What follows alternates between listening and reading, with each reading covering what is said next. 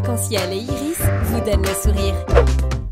Ah oui, ce matin, ça bouge dans la matinale VIP, puisqu'on parle de l'album notamment Night Club, donc qui va sortir ce 14 février avec bien sûr Claire Faravarjo, et donc un album qui sera défendu et présenté au public le 15 février, donc à la laiterie, donc un rendez-vous à ne pas manquer, donc pour effectivement découvrir l'ensemble de cet album en live, la première fois qu'il sera en live du coup cet album. Ouais, c'est ça, entièrement en live.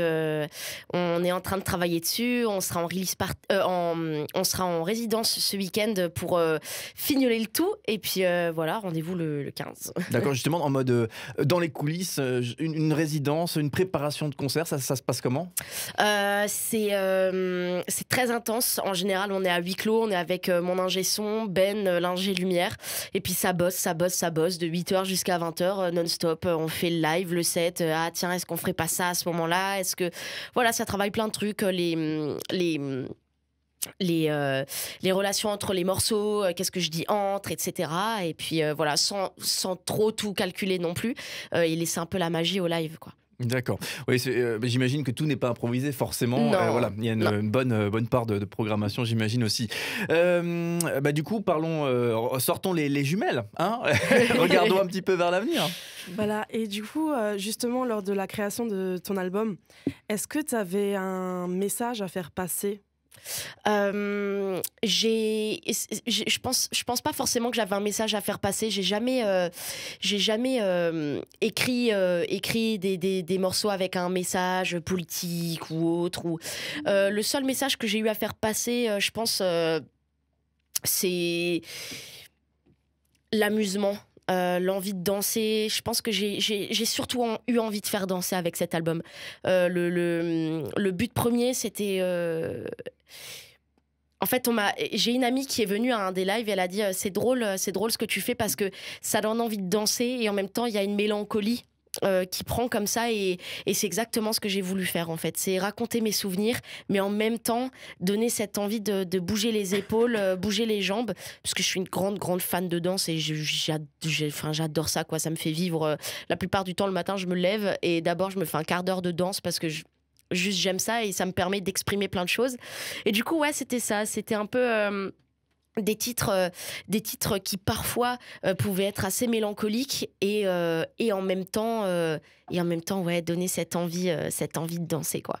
C'est vrai que j'ai l'impression qu'on a de plus en plus des artistes un petit peu décomplexés par rapport au concept du sens, du message, comme s'il y avait une obligation d'avoir absolument un truc tellement important.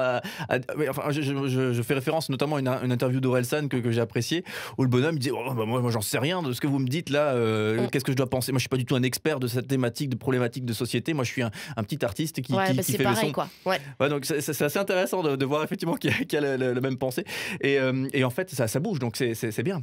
Ouais, non mais c'était ce but-là. Je me suis jamais posé de trop grosses questions et de gros messages à faire passer. Moi, l'important c'est qu'on se vide la tête et qu'on ait juste envie d'aller sur le dance floor et puis de se lâcher, quoi. Musique maestro, musique, quoi. Voilà. Ok, en tout cas c'est réussi. Et bien sûr, on va continuer ensemble à écouter l'album. Avant ça, justement, le petit regard sur l'avenir. Qu'est-ce qui va vous arriver aussi par la suite et quels sont les projets dans les cartons, peut-être, hein ? Voilà, c'est ça. C'était pour savoir si tu avais d'autres projets en vue ou... Ouais, j'ai d'autres projets en vue. Là, déjà, bon, alors je suis pas médium, hein, je peux pas lire dans l'avenir, mais je suis déjà en train d'écrire le prochain album. Du coup, je ne chôme pas, je continue. Et aussi, le but pour la suite, j'ai très envie de commencer à écrire pour les autres. Donc, je commence à faire ma petite bibliothèque aussi de morceaux. J'ai bien envie de me donner ce challenge-là et de proposer mes œuvres à d'autres artistes aussi. Voilà, de rentrer dans leur petit monde et puis... Et voilà, ça c'est quelque chose qui m'intéresse beaucoup pour la suite. Ouais. C'est vrai que toujours dans les coulisses un petit peu, l'album, là il sort pour le public 14 février, mais j'imagine que ça fait un moment qu'il est en boîte, que les sons ont été faits, ouais, que les voix ont été chantées, et puis après il y a toute une dynamique de promotion, etc. qui accompagne tout ça. Donc forcément tu as eu le temps de te projeter dans autre chose. Ouais, mais ça fait du coup, on a terminé, on a mis l'album en boîte fin de l'été. Donc là depuis, moi j'ai déjà, je suis quelque part passée à autre chose, même si je le vis à fond et que je vais le jouer pendant 1 an sur scène. Je me repose jamais sur ce que j'ai là. Maintenant, je recommence vraiment à écrire et je recommence à composer.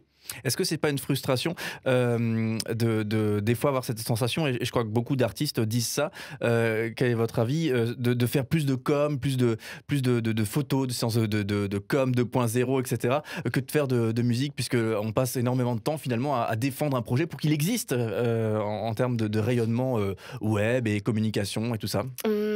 Moi, ça me frustre pas énormément parce que je suis quelqu'un, je suis assez pluridisciplinaire, j'aime faire beaucoup de choses. J'aime beaucoup créer de l'image, j'aime beaucoup. Je suis très intéressée par le design graphique aussi. Moi-même, je travaille. Je me suis toujours entourée de mes amis, même pour faire le design de la pochette et tout. Et il y a beaucoup de choses qui m'intéressent. Du coup, moi, ça me fait énormément plaisir de bosser là-dessus, sur la com aussi, sur l'image. J'aime bien créer des petits trucs, des petites vidéos, voilà, pour la promo. Donc non, je pense pas que ce soit un tard et au contraire, j'aime beaucoup. D'accord. Du coup, on va écouter Retour à la musique, hein, et c'est l'objectif de tout ça. Et c'est un titre, voilà, on s'est amusé rien qu'en lisant le titre, Les Videurs, fait sur un album qui s'appelle Night Club. Est-ce qu'il y a une histoire à nous raconter? Est-ce que ça s'est mal passé une fois? Ça s'est mal passé plusieurs fois.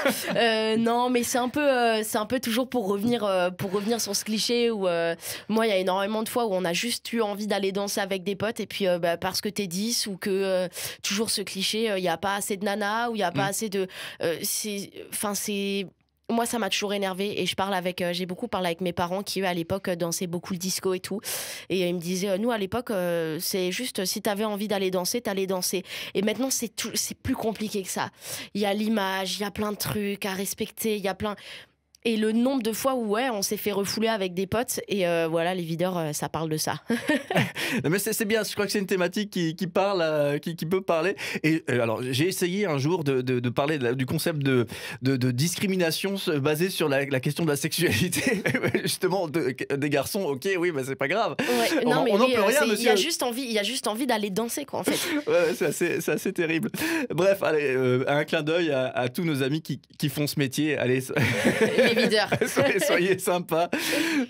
On écoute ça. Donc, retour donc à la musique. Claire Faravarjo qui nous fait le plaisir d'être avec nous dans cette matinale VIP, et on écoute en avant-première donc Night Club. Ça sort le 14 février et avec un concert de sortie à ne pas manquer à la Laiterie. C'est le 15 février. Donc Laiterie à Strasbourg, bien sûr, donc à ne pas manquer.